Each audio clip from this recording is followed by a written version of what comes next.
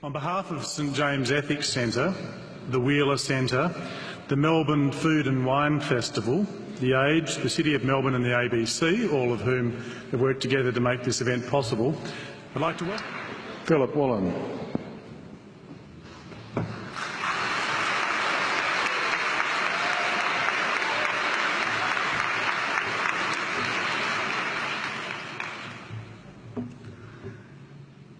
King Lear, late at night on the cliffs, asks the blind Earl of Gloucester, "How do you see the world?"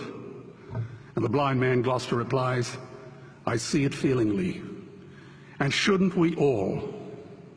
Animals must be off the menu because tonight they are screaming in terror in the slaughterhouses, in crates and in cages, vile, ignoble gulags of despair. You see, I heard the screams of my dying father as his body was ravaged by the cancer that killed him. And I realized I'd heard those screams before. In the slaughterhouse, their eyes stabbed out and their tendons slashed, on the cattle ships to the Middle East, and the dying mother wail as a harpoon explodes in her brain as she calls out to her calf. Their cries were the cries of my father. And I discovered that when we suffer as equals.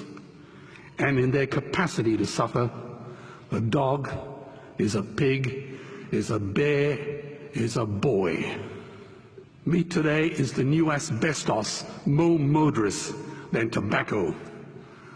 CO2, methane and nitrous oxide from the livestock industry are killing our oceans with acidic, hypoxic dead zones. 90% of small fish are ground up into pellets to feed to livestock. Vegetarian cows today are the world's largest ocean predators. The oceans are dying in our time. By 2048, all our fisheries will be dead, the lungs and the arteries of the earth. Billions of bouncy little chicks are ground up alive simply because they are male. Only 100 billion people have ever lived. 7 billion people live today. And yet we torture and kill 2 billion sentient living beings every week. 10,000 entire species are wiped out every year because of the actions of one. And we are now facing the 6th mass extinction in cosmological history. If any other organism did this, a biologist would call them a virus. It is a crime against humanity of unimaginable proportions. But happily, the world is changing. 10 years ago, Twitter was a bird sound. www was a stuck keyboard. Cloud was in the sky. 4G was a parking space. Google was a baby's burp. Skype was a typo. And Al-Qaeda was my plumber. Victor Hugo said, "There is nothing more powerful than an idea whose time has come."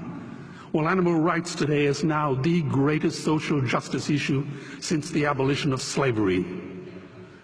Do you know there are over 600 million vegetarians in this world? And that is bigger than the United States, England, France, Germany, Spain, Italy, Canada, Australia, New Zealand, all put together. If we were one nation, we would be bigger than the 27 nations of the European Union. Can you believe that? And despite this massive demographic footprint, we are still drowned out by the raucous hunt and shoot and killing cartels who believe that violence is the answer when it should not even be a question. Meat kills animals, kills us, and is killing our economies. Medicare has already bankrupted the United States. They will need $8 trillion invested in Treasury bills just to pay the interest, and they have precisely zero. They could shut down every school, Army, Navy, Air Force, Homeland Security, Marines, CIA, and FBI, and they still will not have the money to pay their doctor bills. And our Cornell and Harvard say that the optimum amount of meat in a healthy human diet is precisely zero. Water, as you know, is the new oil. Nations will soon be going to war for it. Underground aquifers that took millions of years to fill are now running dry. It takes 50,000 liters of precious drinking water to make 1 kilo of beef. Today, 1 billion people are hungry. 20 million people will die from malnutrition. Cutting meat by only 10% will feed 100 million people, and eliminating meat will end starvation forever. If everyone ate a Western diet, we would need 2 planet Earths to feed us. We've only got one, and she is dying. Greenhouse gas emissions from livestock is 50% greater than transport, as Peter said. Cars, trains, buses, ships, lorries, the whole lot. And as I travel around the world, I see poor countries who sell their grain to the West while their own children starve in their arms. And the West feeds it to livestock so we can eat a steak? Am I the only one who sees this as a crime? Believe me, every morsel of meat we eat is slapping the tear-stained face of a hungry child. When I look into her eyes, do I remain silent? The earth can produce enough food for everyone's need, but not enough for everyone's greed.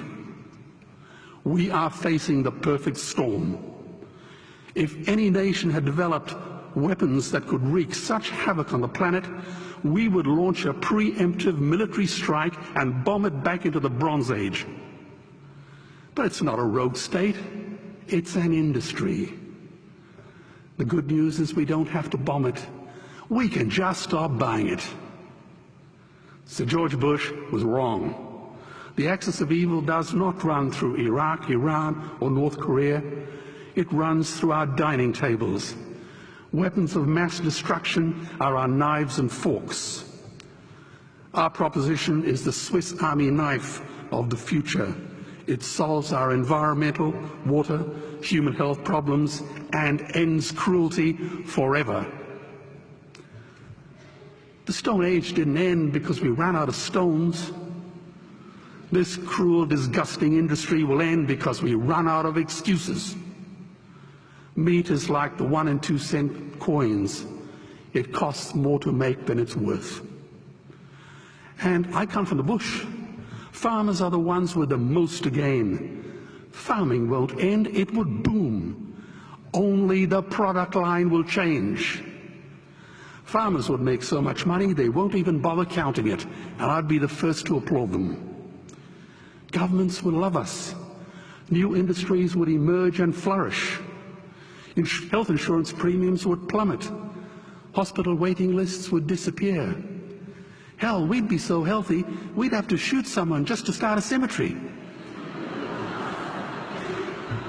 So tonight I have 2 challenges for the opposition. 2 challenges. Meat causes a wide range of cancers and heart disease. Would they name one disease caused by a vegetarian diet? And 2, I'm funding the Earthlings trilogy.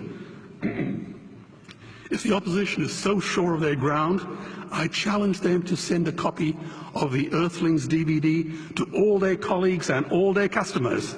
Go on, I dare you.